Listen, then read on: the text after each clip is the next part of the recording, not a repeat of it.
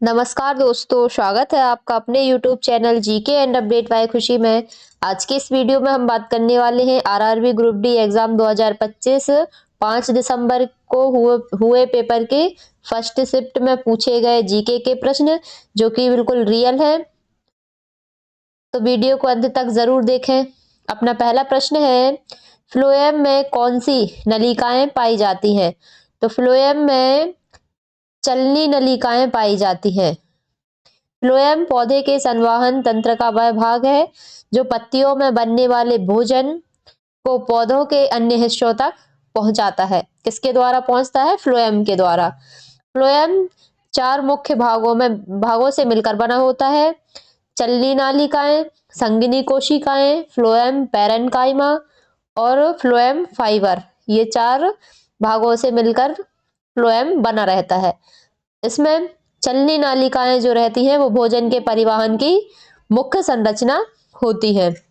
चलनी नालिकाओं की कोशिकाओं की दीवारों पर छोटे छोटे छिद्र होते हैं और फ्लोएम में जीवित कोशिकाएं पाई जाती हैं, जबकि जाइलम में मृत कोशिकाएं पाई जाती हैं।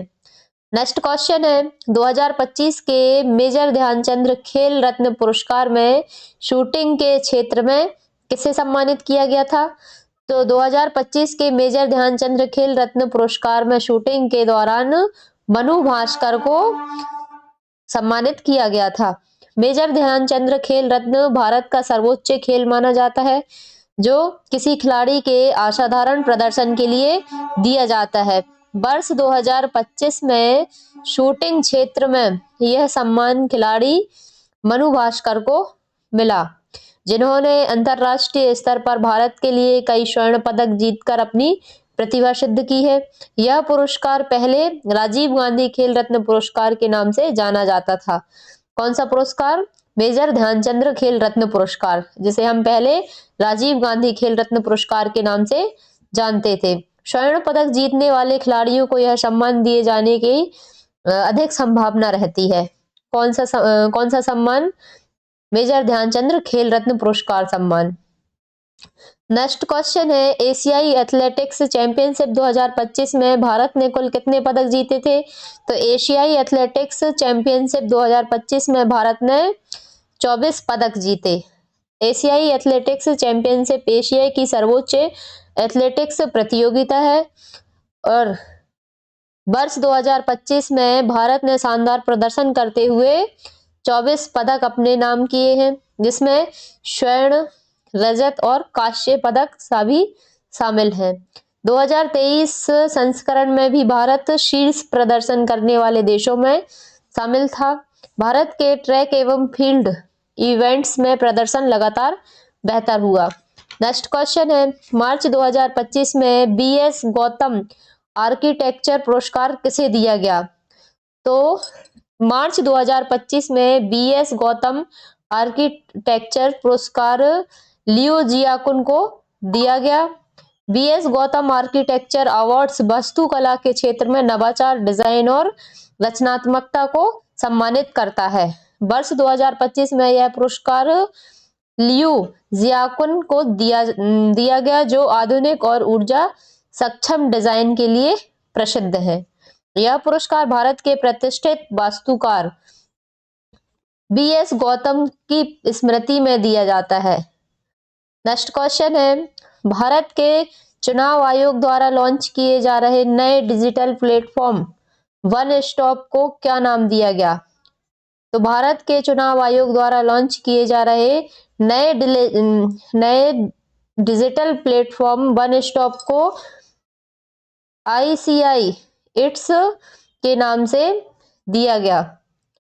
ICI इट्स एक आधुनिक डिजिटल प्लेटफॉर्म है, जिसे चुनाव आयोग ने मतदाता सेवाओं, उम्मीदवार जानकारी, पंजीकरण एवं शिकायत निवारण को आसान करने के उद्देश्य से बनाया है। यह एक वन स्टॉप डिजिटल सॉल्यूशन है। चुनाव आयोग डिजिटल इंडिया अभियान के तहत सेवाओं को तेजी से ऑनलाइन कर रहा है। नेक्स्ट क्वेश्चन है, जे थॉमसन का परमाणु मॉडल किस रूप में माना गया? तो जे थॉमसन का परमाणु मॉडल एक धनावेशित गोले के रूप में माना गया। जे थॉमसन ने 1904 में परमाणु का पहला आधुनिक मॉडल दिया, जिसे प्लम-पुडिंग मॉडल कहा जाता है। उनके अनुसार परमाणु धन आवेशित गोले की तरह होता है, जिसमें इलेक्ट्रॉन छोटे छोटे कणों की तरह जड़े होते हैं। इस मॉडल को बाद में रदरफोर्ड के स्वर्ण पत्र प्रयोग ने गलत साबित किया। यदि आप चैनल पर नए हैं तो प्लीज वीडियो को लाइक एंड चैनल को सब्सक्राइब जरूर करें। नेक्स्ट क्वेश्चन है, अनुराग कश्यप की फिल्म डेवला में मृणाल ठाकुर के साथ मुख्य अभिनेता कौन है? तो अनुराग कश्यप की फिल्म डेवला में मृणाल ठाकुर के साथ मुख्य अभिनेता कौन थे? तो वो थे आदित्य शेष।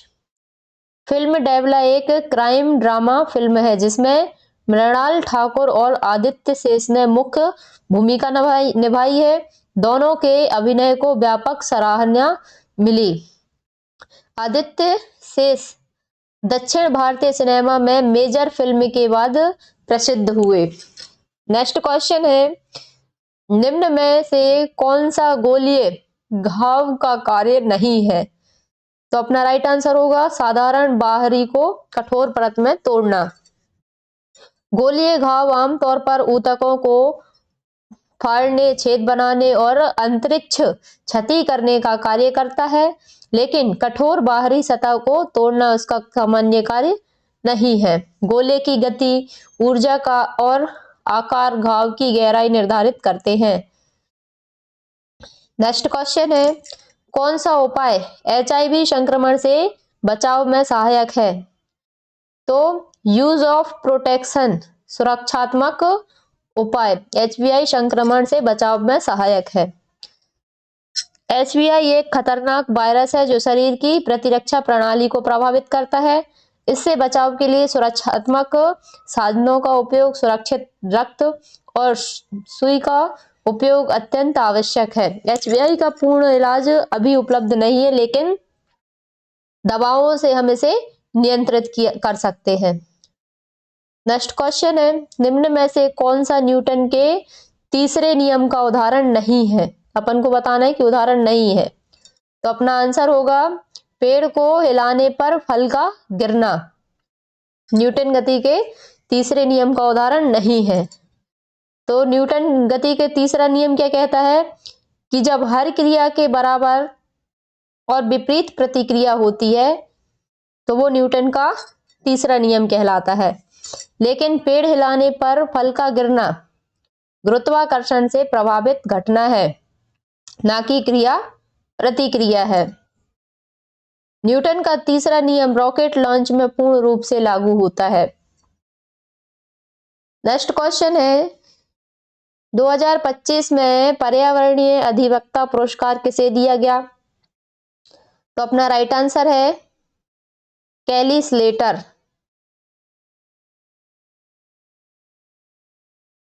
यह पुरस्कार पर्यावरण संरक्षण के लिए महत्वपूर्ण योगदान देने वाली शख्सियत को दिया। 2025 में इसे कैली स्लेटर प्रसिद्ध सर्फर और पर्यावरण कार्यकर्ता को दिया गया। कैली स्लेटर समुद्र संरक्षण अभियानों में सक्रिय है। नेक्स्ट क्वेश्चन है, 12 मई 2025 में भारत की किस संस्था ने विश्व का सर्वोच्च उच्च रिजोल्यूशन मौसम पूर्वानुमान मॉडल विकसित किया?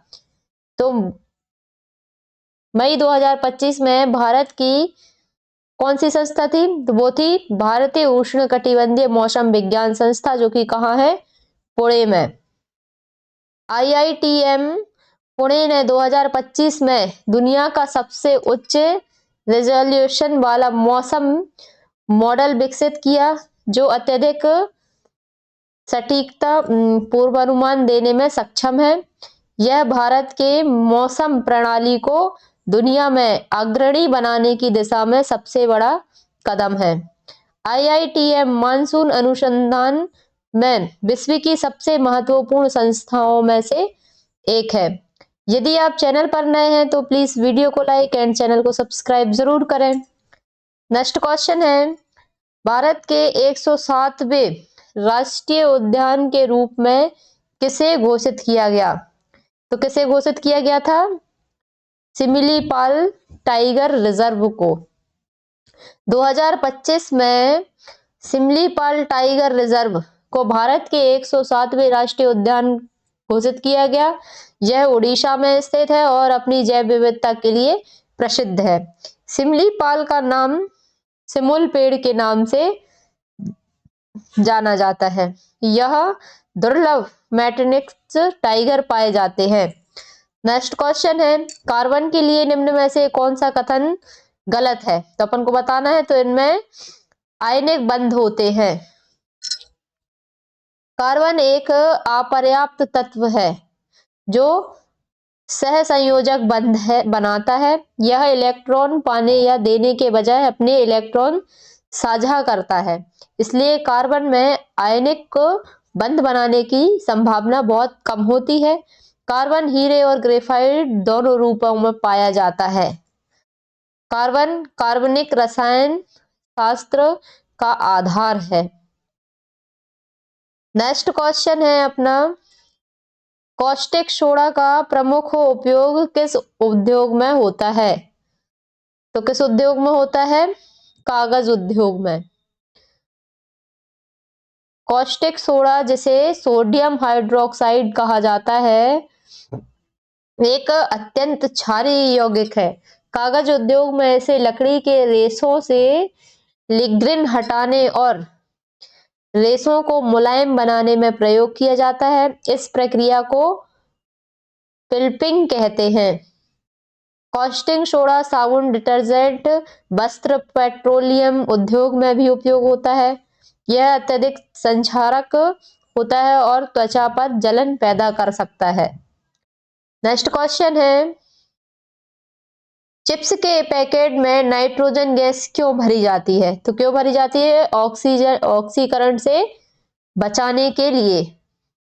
ऑक्सीकरण से बचाने के लिए चिप्स के पैकेट में नाइट्रोजन गैस भरी जाती है। चिप्स के पैकेट में हवा नहीं बल्कि शुद्ध नाइट्रोजन गैस भरी जाती है। इसका मकसद चिप्स को बासी होने से बचाना है। ऑक्सीजन खाद्य पदार्थ में ऑक्सीकरण कर उन्हें खराब कर देती है, लेकिन नाइट्रोजन एक निष्क्रिय गैस है जो भोजन की गुणवत्ता को बनाए रखती है। नाइट्रोजन पैकिंग को फूड ग्रेड नाइट्रोजन प्लेसिंग कहा जाता है, जिससे चिप्स कुरकुरे बने रहते हैं और उनकी शेल्फ लाइफ बढ़ती है। नेक्स्ट क्वेश्चन है,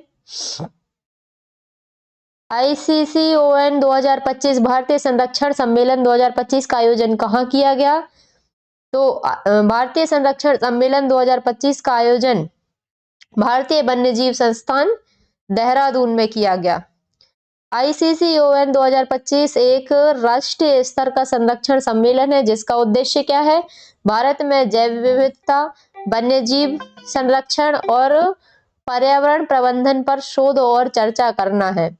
वर्ष 2025 का यह सम्मेलन 25 से 27 जून के बीच देहरादून स्थित world life institute of India में आयोजित किया गया, जो एशिया की प्रमुख वन्यजीव शोध संस्था में से एक है। विल की स्थापना 1982 में हुई थी। यह संस्थान प्रोजेक्ट टाइगर, प्रोजेक्ट हाथी जैसे कई राष्ट्रीय कार्यक्रमों में महत्वपूर्ण भूमिका निभाता है। देहरादून को भारत की कंजर्वेशन कैपिटल भी कहा जाता है। तो दोस्तों, आपकी सफलता ही हमारा मकसद है। अगर आज की वीडियो आपको पसंद आई हो तो वीडियो को लाइक और शेयर जरूर करें और ऐसे ही नई अपडेट और जीके की वीडियोस देखने के लिए चैनल को सब्सक्राइब कर लें। और यदि आप हमारे PDF के लिए हमारे टेलीग्राम चैनल को भी ज्वाइन कर सकते हैं। मिलते हैं अगली वीडियो में। Thank you. जय श्री कृष्ण।